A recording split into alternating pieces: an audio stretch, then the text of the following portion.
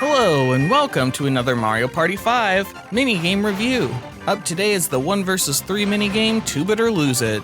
This one was fun to play, but unfortunately it falls into the same old trap of 1 vs 3 minigames where one side is more likely to win than the other.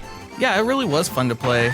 It's really just a downhill race to the finish. If the team gets there before all of them die, they win. But if the single player is able to bump into all 3 of the players on the team, then they win. But like you said, the issue comes in the fact that in our experience, the single player won this one way more often than the team did.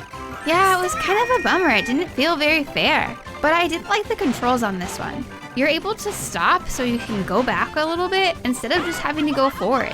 This makes it a little bit more strategic than your average 1 vs 3 minigame. I did like that, but I still think it was just too hard to dodge the single player. Yeah, maybe the single player should have just had spikes on the front and back instead of all the way around. Yeah, that could have been a pretty decent idea, honestly. I think that would have really evened it up. It's just way too easy to hit the team from any angle and cause them to die. Like, you can even do it in the air, which I think is really cool, but also, it just makes it too tough.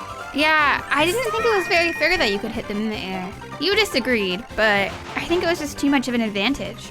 I had more fun playing on the team of 3 than I did as the single player, but that's not to say that the single player wasn't fun to play. It just felt like you were moving so slowly, even though you really weren't.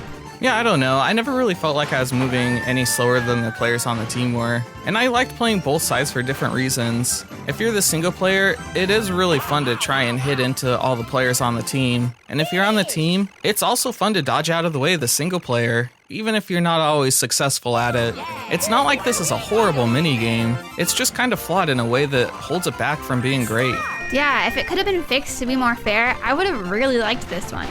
So overall, that pretty much sums it up. This one's a fun minigame, but it's just flawed in the sense that the single player has too many advantages. It's never fun going into a minigame knowing that you're most likely going to lose, even if you try your hardest.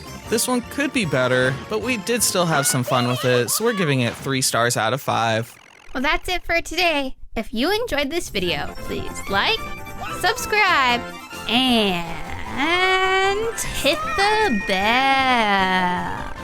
Next up, we'll be reviewing Tug O' Dory. Poor Dory, I don't want to tug on her. If you want to see what we think of this minigame, come back for our next video. Hope to see you then.